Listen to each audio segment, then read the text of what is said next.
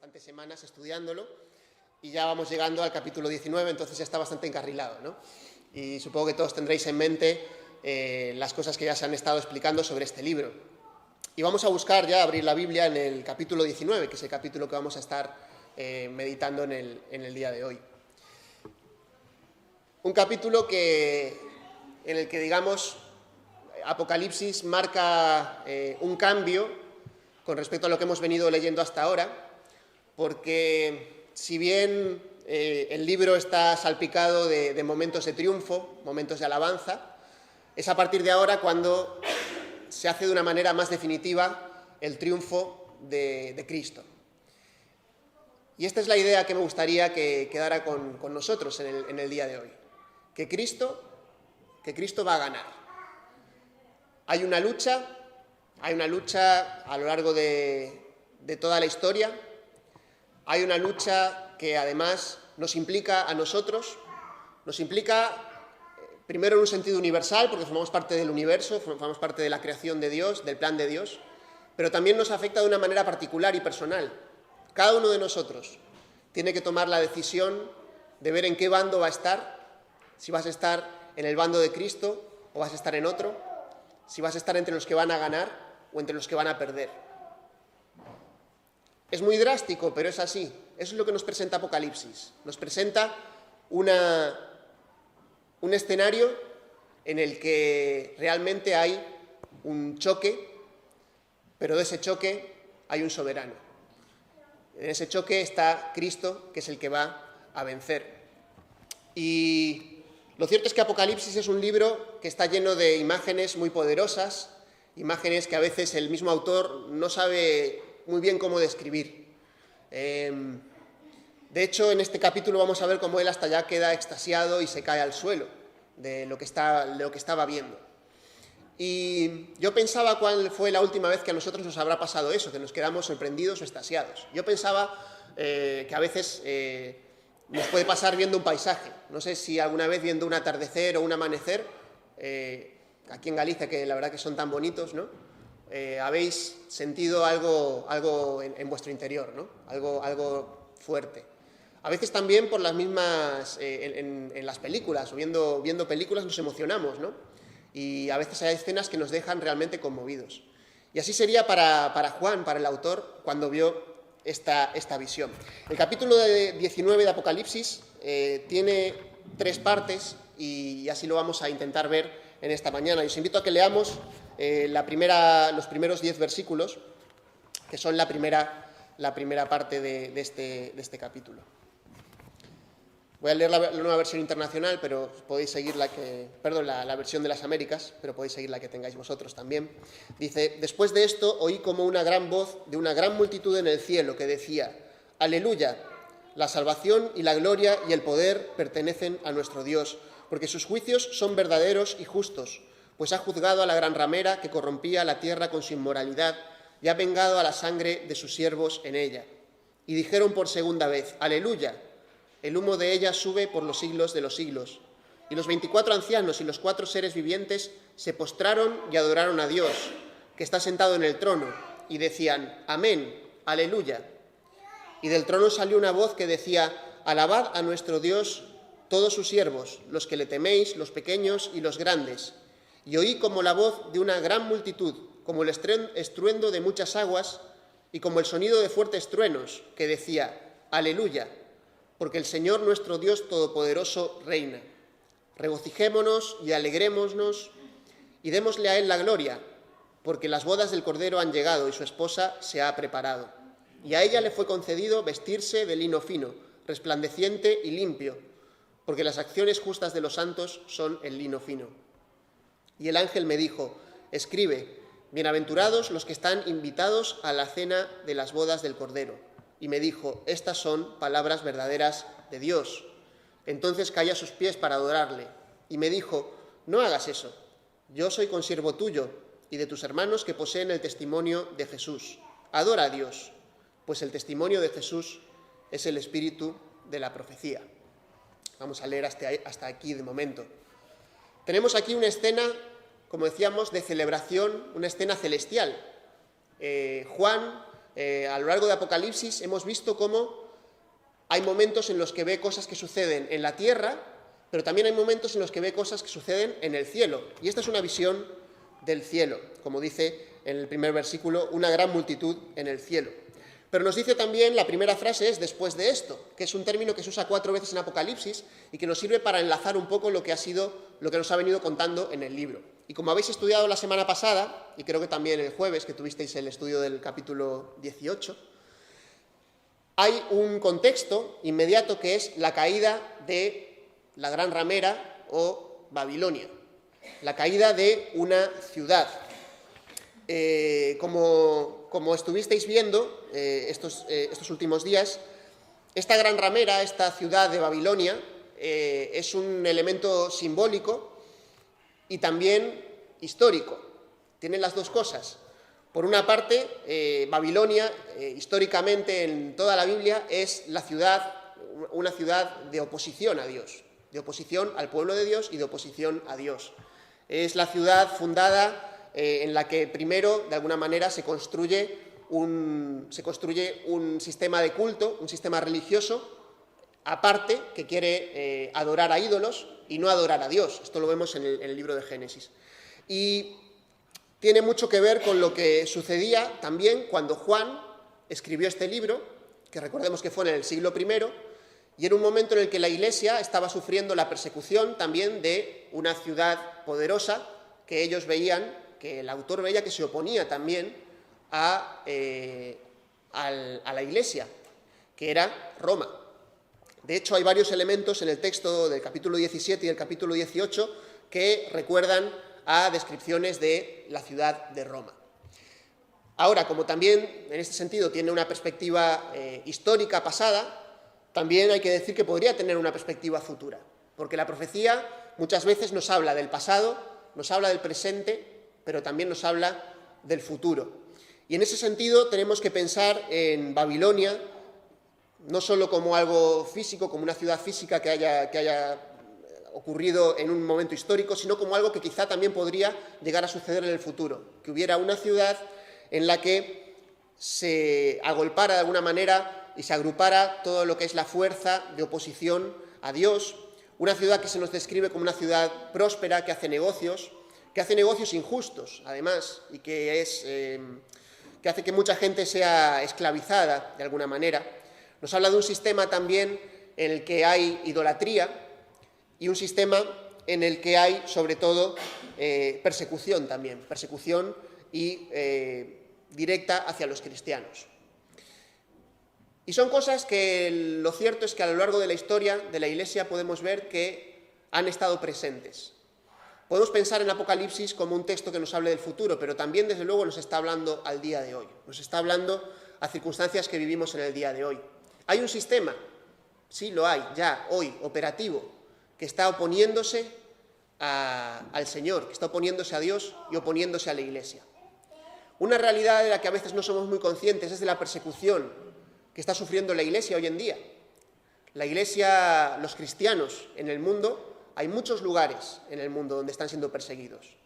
Y lo cierto es que hemos escuchado, y los últimos años, mucho más sobre Irak o sobre Siria, lugares donde el Estado Islámico, que ahora además acaba de perpetrar un atentado en Francia, lleva muchos años, lleva ya 3-4 años persiguiendo a los cristianos, cometiendo auténticas barbaridades. Esta semana publicábamos una noticia en Protestante Digital en la que se veía cómo mataban a 200 niños. Y hemos visto también, hace un año aproximadamente, cómo también a los cristianos, etíopes, los degollaban, ¿no? Son realmente imágenes terribles.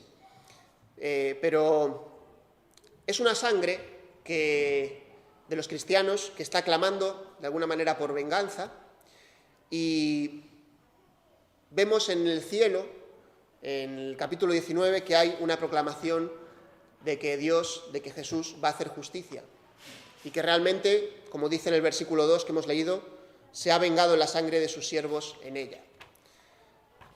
Desde luego que el diablo está moviéndose desde el principio para oponerse a Dios, y va a haber persecución.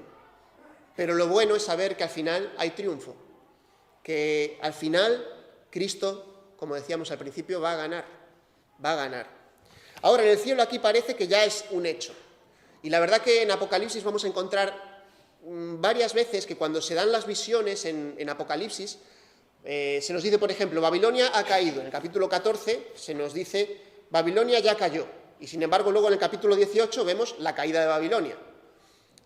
Esto pasa porque a veces es difícil de entender en el texto de Apocalipsis los tiempos, y desde luego a mí me cuesta mucho entenderlo, pero a veces se ven cosas que luego van a suceder. Entonces, cuando estamos aquí en una visión celestial, tenemos que pensar en ese lugar en donde ya la voluntad de Dios se ha cumplido, donde el triunfo del Señor ya es efectivo y donde se van a dar, por eso, las alabanzas que vemos aquí. Ahora hay una frase aquí muy repetida, una palabra repetida 4 veces, que es aleluya. Curiosamente, es el único lugar de todo el Nuevo Testamento en donde se encuentra esta palabra, aleluya. Y me ha llamado la atención, pero es así. Solo en Apocalipsis 19 se menciona aleluya. ¿Y cuál es el libro donde encontramos esta palabra más repetido? En la Biblia, los Salmos, ¿verdad? En los Salmos. Así que nos tiene que hacer pensar que realmente hay un vínculo, y desde luego que sí que lo hay. Si venís conmigo un momento al Salmo 149, hay una sección, además de los salmos, que se llaman los salmos del Jalel, los salmos del aleluya, que se llaman así porque formaban un grupo de salmos que además se cantaban en el templo para el momento de alabanza, para el momento del aleluya en sí. La palabra aleluya, como ya seguramente sabréis muchos de vosotros, significa alabad a Dios. Implica no solo reconocer de una manera mental lo que Dios es, que Dios gobierna, que Dios merece la gloria, sino implica proclamarlo, implica decirlo con la boca, implica el acto de hacerlo público. Y los salmos terminan con los aleluyas, que son desde el Salmo 146 hasta el Salmo 150. Y fijaos el Salmo 149, por ejemplo, qué lenguaje tiene. Aleluya, cantad al Señor un cántico nuevo, su alabanza en la congregación de los santos. Alégrese Israel en su Creador, regocíjense los hijos de Sión en su Rey. Alaben su nombre con danza, cántenle alabanza con pandero y lira, porque el Señor se deleita en su pueblo, adornará de salvación a los afligidos. Regocíjense de gloria los santos, canten con gozo sobre sus camas. Sean los loores de Dios en su boca y una espada de 2 filos en su mano, para ejecutar venganza en las naciones y castigo en los pueblos, para atar a sus reyes con cadenas y a sus nobles con grillos de hierro, para ejecutar en ellos el juicio decretado. Esta es la gloria para todos los santos. Aleluya. Como veis, palabras bastante similares a las que encontramos en estos primeros 3 versículos de Apocalipsis 19. Nos dice: la salvación, la gloria y el poder pertenecen a nuestro Dios, porque sus juicios son verdaderos y justos, pues ha juzgado a la gran ramera que corrompía la tierra con su inmoralidad y ha vengado la sangre de sus siervos en ella. Y dijeron por segunda vez: aleluya, el humo sube de ella por los siglos de los siglos. Así que tenemos la proclamación de aleluya con una visión profética. Esto está pasando en el cielo, pero lo cierto es que ha sucedido a lo largo de toda la historia. A lo largo de toda la historia hemos encontrado personas que invocaban el nombre del Señor y que lo proclamaban Rey. En el Salmo 149, por ejemplo, también se hacía, y ellos no tenían tampoco esta perspectiva profética de futuro. Así que esto nos tiene que enseñar también a nosotros hoy. Nuestra alabanza hoy en día es de alguna manera un preludio de la gran alabanza que se dará en el cielo en el futuro, de la gran alabanza que ya el Señor está recibiendo. Y nosotros, cuando hacemos un culto de alabanza, como ha sido el que hemos tenido hoy, nos estamos uniendo a ese gran coro y estamos de alguna manera reproduciendo lo que será esa proclamación definitiva de la gloria de Dios. La alabanza nos acompaña, está en el cielo, es una proclamación que se da allí de manera perfecta, pero a la que podemos unirnos desde aquí, desde la tierra. Y juntos podemos cantar aleluya, alabado sea el Señor. Es un canto al que se unen además, nos dicen, los 24 ancianos, los 4 seres vivientes, que son símbolos que nos hablan también de la Iglesia, de los ángeles, de la adoración que está alrededor del trono de Dios. Y es una gran multitud. Fijaos cómo dice el versículo 6, una gran multitud como el estruendo de muchas aguas y como el sonido de fuertes truenos que decía, aleluya, porque el Señor nuestro Dios Todopoderoso reina. A veces nos sentimos poquitos, a veces pensamos que somos pocos, que estamos en una sociedad que no busca a Dios y que la verdad que cuando nos juntamos el domingo pues nos sentimos un poquito más arropados, ¿no? Pero a lo mejor en el día a día pues nos podemos sentir a veces un poco solos en nuestra vida cristiana. Sin embargo, somos una gran multitud, la Iglesia, el plan del Señor de salvación, los que estamos formando parte del cuerpo de Cristo, como hemos antes hablado también, al tomar el pan y el vino. Estamos en la familia de Dios y somos muchos, somos una gran multitud. El Señor ha salvado a una gran multitud y podemos sentirnos parte de algo grande, de algo que el Señor está haciendo. Y el triunfo del Señor, el triunfo definitivo, también puede ser el triunfo para las situaciones que estemos pasando en nuestra vida cotidiana. Tenemos aquí la contemplación de la gloria de Dios, tenemos aquí la alabanza por su obra y también tenemos el mandamiento o el animarnos a alegrarnos y regocijarnos. Fijaos, el versículo 7 dice, regocijémonos y alegrémonos y démosle a Él la gloria, porque las bodas del Cordero han llegado y su esposa se ha preparado. Aquí estamos de nuevo, la Iglesia, aquí estamos de nuevo nosotros. Las bodas del Cordero es un elemento también profético que nos habla de esa unión que se dará perfecta entre Cristo y su Iglesia y nosotros. Y hay aquí dos cosas importantes. Por una parte, que es una boda, y una boda, no sé, yo nunca he estado en una boda triste, supongo que vosotros tampoco. Las bodas son momentos de celebración, de alegría. Imaginaos cuando llegue ese momento del que vamos a formar parte de la Iglesia, el momento en el que estemos con Cristo. Ese momento va a ser un momento de alegría perfecta, de verdadera alegría. Y la imagen que aquí usa de las bodas es muy apropiada, porque como decíamos, las bodas siempre son momentos felices, de felicidad auténtica, de que estamos contentos. Y si eso es lo que vivimos aquí en la boda, cuando nos casamos nosotros o cuando estamos acompañando a amigos que se casan, imaginaos cómo será cuando seamos millones de personas encontrándonos con Cristo.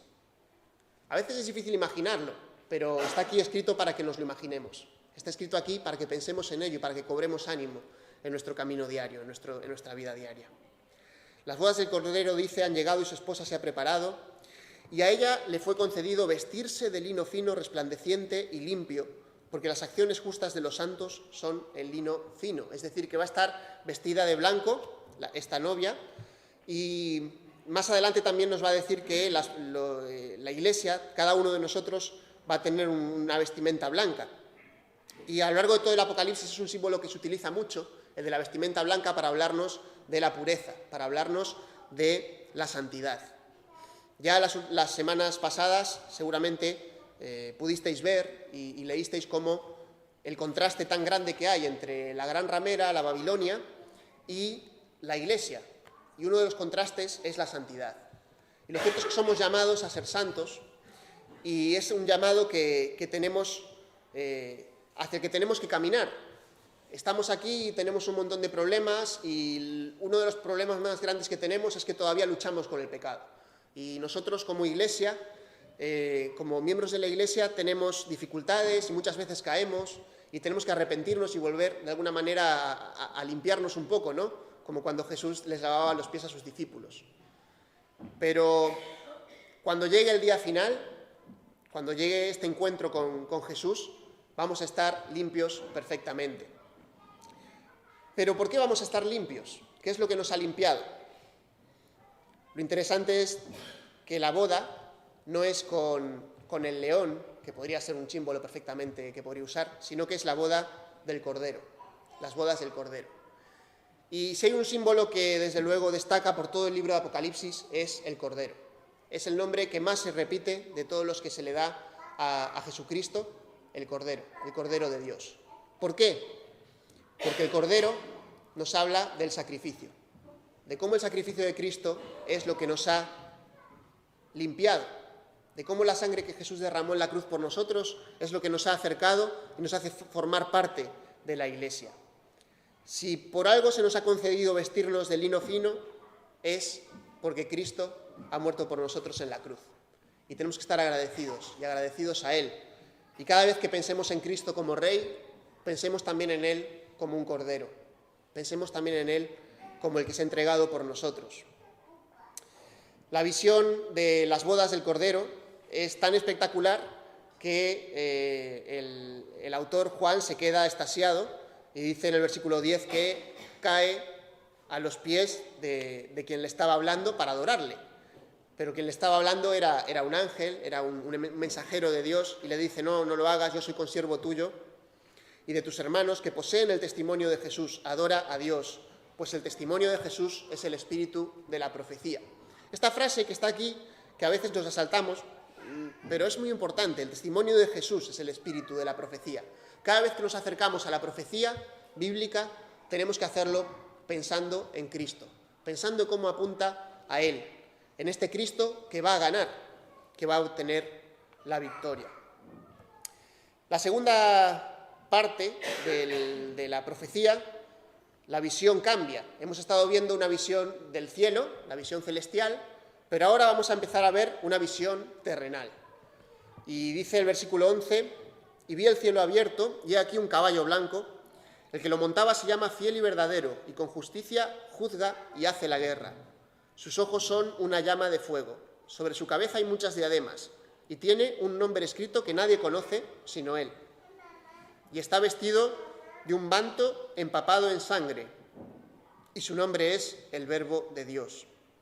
Y los ejércitos que están en los cielos, vestidos de lino fino, blanco y limpio, le seguían sobre caballos blancos. De su boca sale una espada afilada para herir con ella a las naciones, y las regirá con vara de hierro. Y él pisa el lagar del vino del furor de la ira del Dios Todopoderoso. Y en su manto y en su muslo tiene un nombre escrito: Rey de Reyes y Señor de Señores. Y vi a un ángel que estaba de pie en el sol, y clamó a gran voz, diciendo: a todas las aves que vuelan en medio del cielo, venid, congregaos para la gran cena de Dios, para que comáis carne de reyes, carne de comandantes y carne de poderosos, carne de caballos y de sus jinetes, y carne de todos los hombres, libres y esclavos, pequeños y grandes. Entonces vi a la bestia, a los reyes de la tierra y a sus ejércitos reunidos para hacer guerra contra el que iba montado en el caballo y contra su ejército. Y la bestia fue apresada, y con ella el falso profeta que hacía señales en su presencia, con las cuales engañaba a los que habían recibido la marca de la bestia y a los que adoraban su imagen. Los dos fueron arrojados vivos al lago de fuego que arde con azufre, y los demás fueron muertos con la espada que salía de la boca del que montaba el caballo, y todas las aves se saciaron de sus carnes. Cambia completamente la visión y pasa de estar viendo el cielo a ver la tierra. Y tenemos aquí la aparición, primero, de un caballero.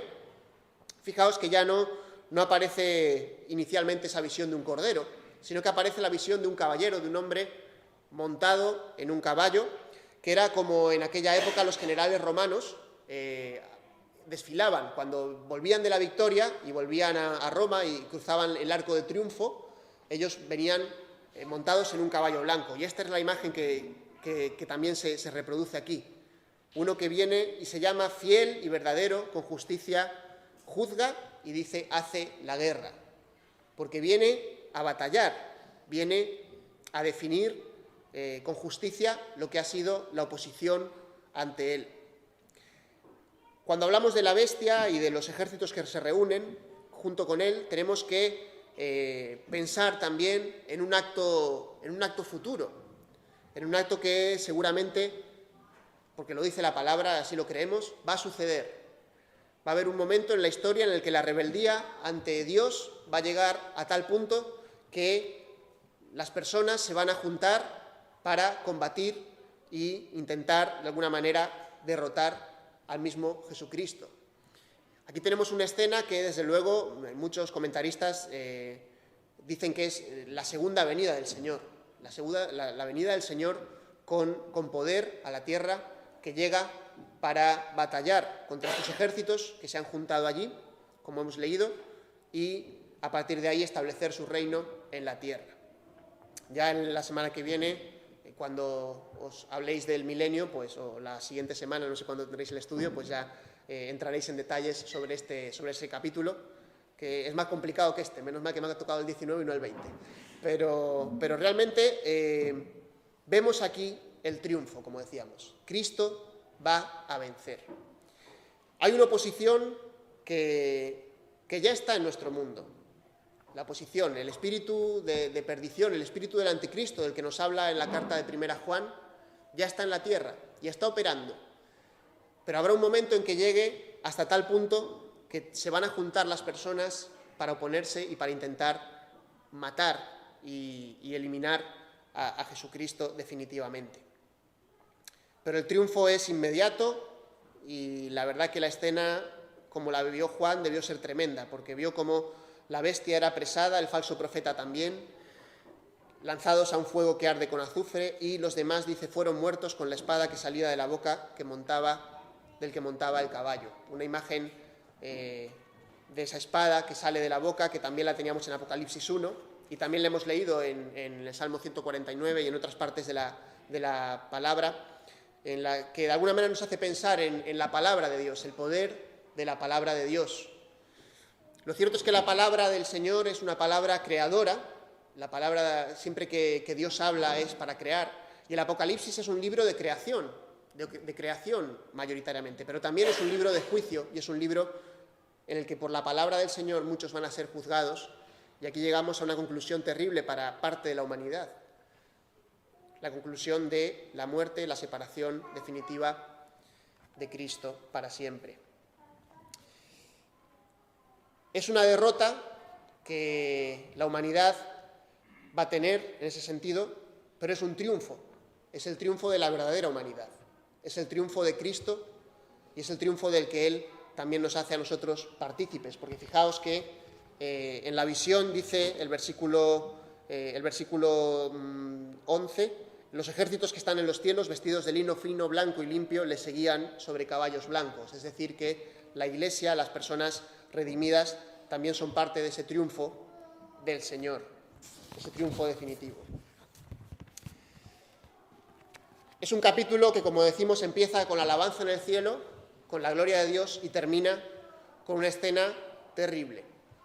Tenemos que pensar cada uno de nosotros, y eso es lo que yo me quiero llevar también para mí, en dónde vamos a estar.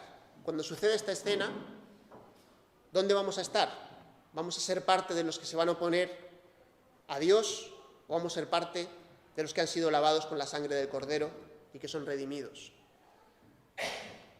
Vivimos un momento en el que, como decía antes, muchos cristianos están sufriendo, están siendo perseguidos, pero podemos unirnos a ellos como Iglesia y sufrir con ellos, como decíamos antes al tomar el pan y el vino, sentir ese sufrimiento de la Iglesia, pero saber y decir, confiar en el Señor, decir aleluya, tú has vencido.